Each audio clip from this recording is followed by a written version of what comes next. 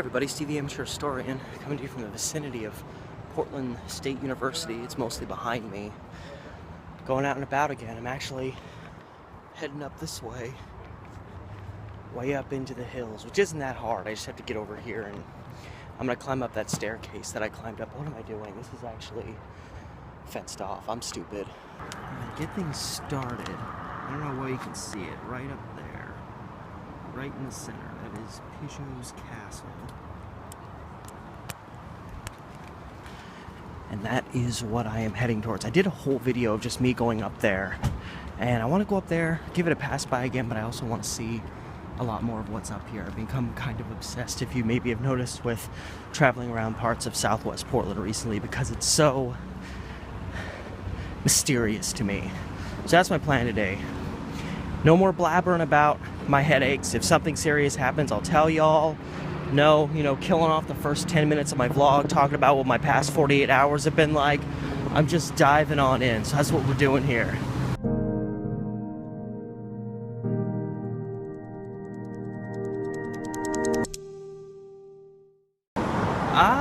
We've got the Morris Marks house. I've shown this a few times.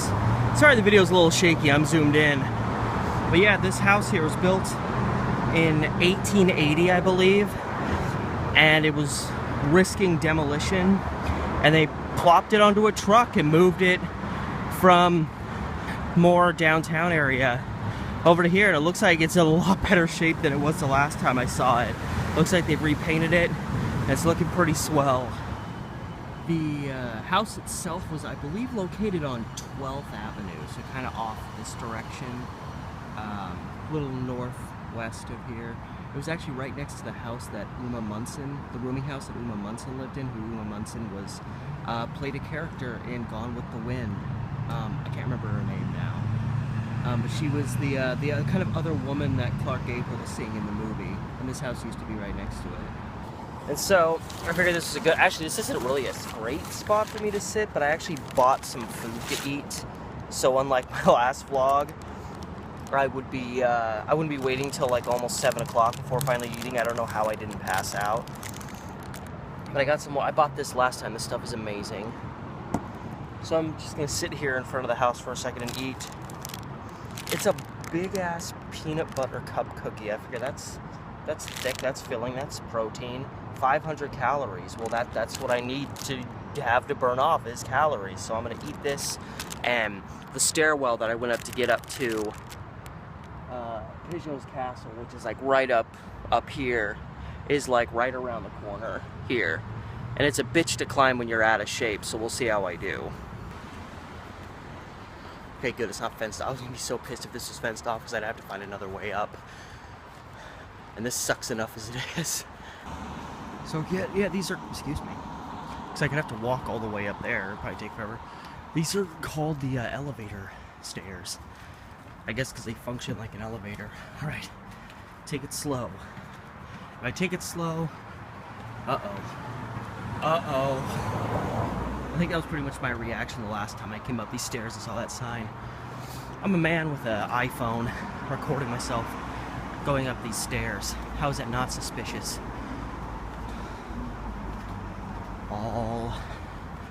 Already getting winded. I'm not even having to fake this. I made it. Look how high I climbed.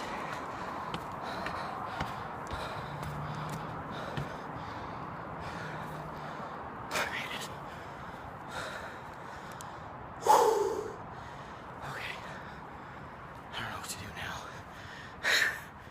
Ground's leveled off, and I know the castle is kind of just around the corner here. Lots of really tall, towering houses up the hills here. Yeah, I just climbed a lot into these West Hills, and these roads are so thin, and the houses are just, that's the one thing I don't really love is the whole houses butted up against stuff, but I mean, you can't argue with the homes and the property. Yeah, it's Piggott Castle is literally right around these trees. You can start to see, yeah, there's the top of the tower. I've only been here once. Yeah, look at how high up I've gone. But yeah, it's a little obstructed by the brush. But again, yeah, this is Piggott Castle. It was built by Charles Piggott, who was a pretty prominent Portlander. I mean, you'd kind of have to be in order to have a home like this. I love this place. And see, it just kind of wraps around. Imagine living here. You've got this view of downtown in the distance. Yeah. You can even see there's pictures on the wall. I don't know how well. You can't really see them. You can kind of see them a little bit. There's pictures on the wall. I wonder if one of those is Charles Piggott. Just look at the architecture. And from what I've read, Piggott himself only lived here for like a year or two. And the tower up here, I've heard reports that he wrote, because he wrote this really crazy book that I actually own.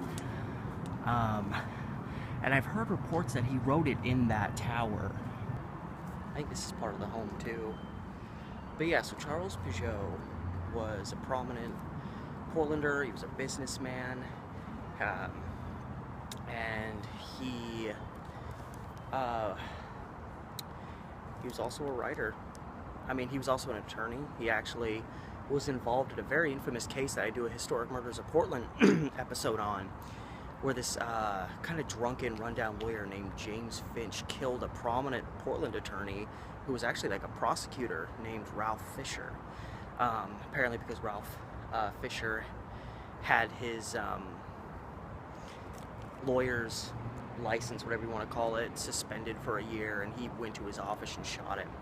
Well, James Finch, the killer, actually was a close associate with Charles Piggott, and Charles Piggott actually kind of tried to help with his defense on trial.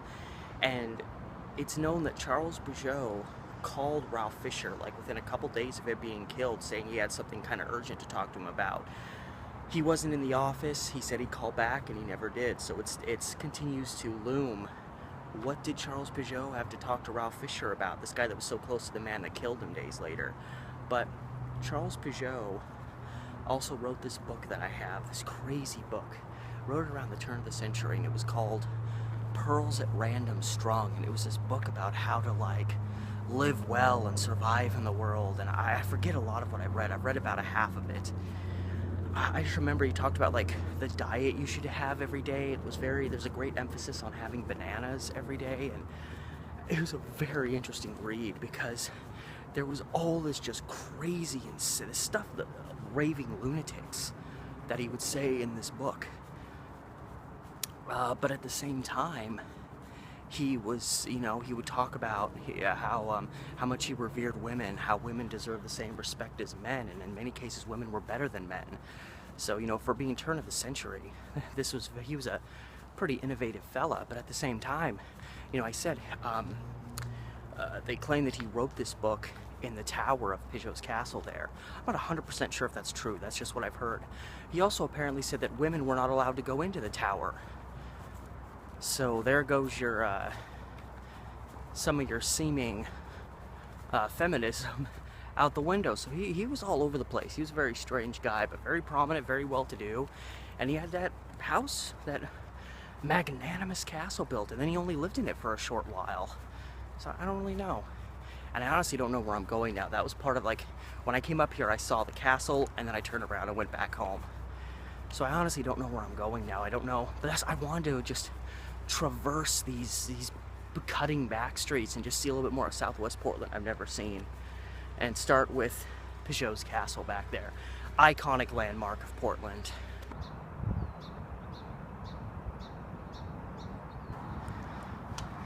Hello, Lion. Yeah, look how high up I've gotten.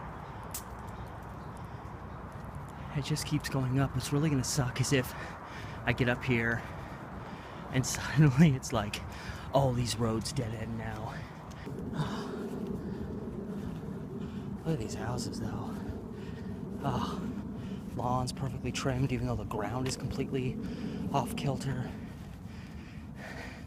And again, A lot of these people probably pay to have this stuff done. I don't know though, you know. To each their own. I made it to the top. So, great. Oh, litter in the middle of a wealthy community with a neighborhood watch that they're reminding you of every 5 steps. Is this supposed to be a walkway? I don't know if it's just supposed to be a walkway or if they just wanted these open spaces to look a little classier, so they graveled it. Ooh.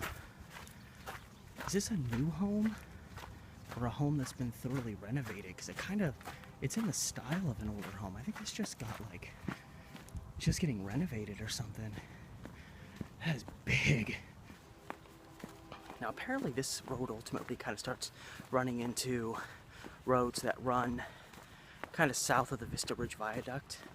And I've never really gone past the end of the bridge on the Vista Ridge Viaduct, so even once I get to that area, like it's still all going to be new stuff that I haven't seen before. You can see that's actually the east side of the river mostly that we're seeing. There's like the convention center, towers. Yeah, it's a weird angle because we're actually kind of like there's the Bancorp Tower along Burnside on the west side, and then it almost makes it look like the convention center is only a couple blocks away, which technically it is, but they're on completely opposite ends of the river. What could be around this corner, I wonder? Probably just more houses. Yeah, just more of the same, more of the charmingly same. This, you know, I think about like, you know, the really well-to-do, the Hollywood Hills. I think this is like about as close as Portland really gets to that, because I mean we are up in the hills and it's bougie up here. Sorry I had to be interrupted, but this really shows you how tall. Okay, I finally admit I've always felt like it was a conspiracy that the Bancorp Tower was shorter than the Wells Fargo Tower, but from this angle I can tell. You can tell that the tower over here is a little bit shorter. But this just shows you how tall the Wells Fargo Tower is. Like, I'm way up in the hills here, and you can tell I'm not above the tower. That's how tall it is. I love these kind of trees. They just fold down and it started to level off. You're starting to feel a little bit more like you're coming into the city again, and it got real pretty. This is what soothes my head. It really does. When you just get into a place that just makes you feel so comfortable and so at home. As a guy who's, you know, never lived in total squalor or the ghetto, but never really lived in an even mildly well-to-do area. Yeah, just everywhere you look, that's straight downhill. I'm going that way. Look up here, that's still straight up a little bit more, but you're really getting a solid vibe for this place. 16th Avenue, and I dump down a little bit. That's a drop off.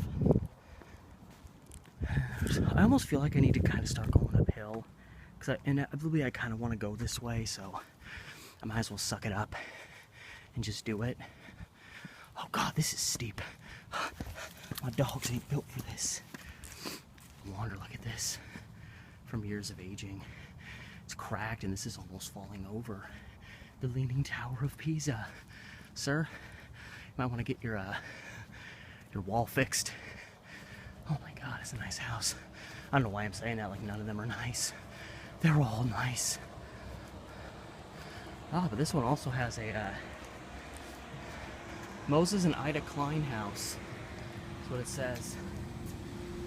You okay, old boy? Thought I lost you. You froze up on me. I was about to say, hey, look at the gazebo, look at the phone, and it's just locked on one spot. Look at this. Okay. Onward I go. Figure out where I'm going.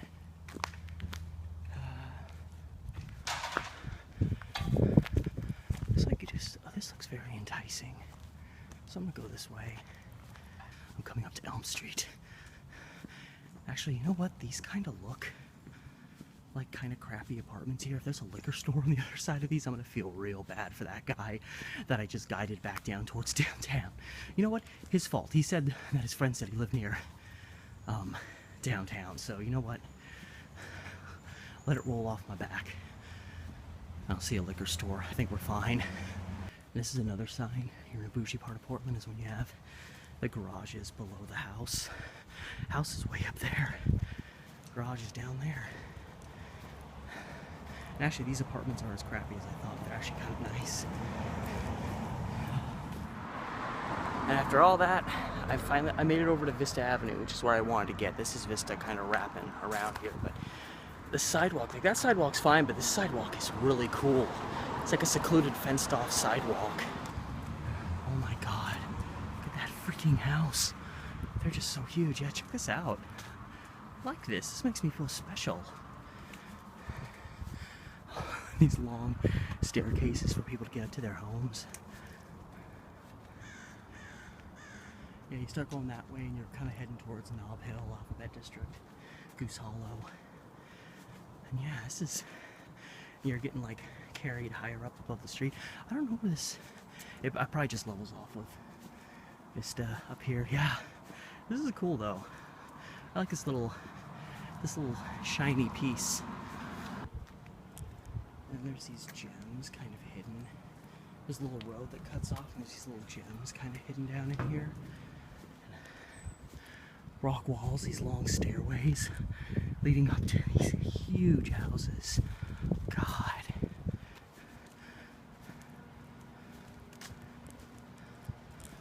What is this? It's almost, this looks really old over here, whatever it is, this kind of brick structure. I don't know what that is, but look at that.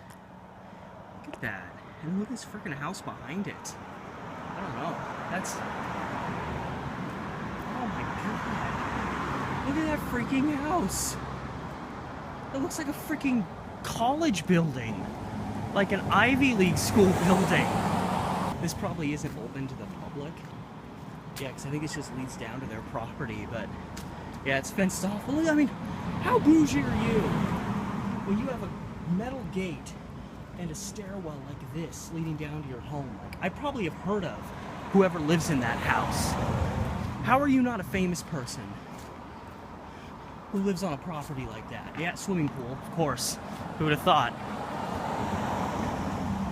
That is one of the most dynamic properties I've ever seen. Then you got a tree house up here. That's pretty cool. And then you got this piece of crap next door. How much does your house cost? Like 2.5 mil? Fucking peasant. This house. Look at this house. I mean, it's ugly, but it's big. This house is pretty attractive, on the other hand, up on the hill. And Vista Avenue, this thing just keeps climbing. Oh, those are lethal. Don't get into a fight with someone that can overpower you next to this fence. You're gonna get impaled. Probably multiple times. Buena Vista Drive. Listen, Vista Avenue, Buena Vista, Alta Vista. These even sound like Hollywood Hills street names. I mean, I'd love to go down that way, but who knows where that's gonna lead me. Alta Vista Place, dead end. Oh, thank God the road levels off a little bit. God, this is a place where people's garages are bigger than most people's homes in other parts of Portland. God. On and on. So the beautiful Vista Avenue ends right there, and I'm making a conscious decision to turn on to Patton. Well, I guess it's like Broadway Drive going one way, Greenway Avenue, Talbot. Oh my God, there's 4 roads here. No, 5. I'm confused. I'm gonna die. There's a road here. There's a road here. There's a road back there. There's a road there, and then there's a little road. Broadway Avenue goes up that way. That's mildly enticing, but I don't know. Okay, Patton Road. I'm on Patton Road now. That was a lot more complicated. Audrey Lane looks very appeasing. I hope this doesn't go down too far, because I'm inevitably gonna have to climb back over it if it does.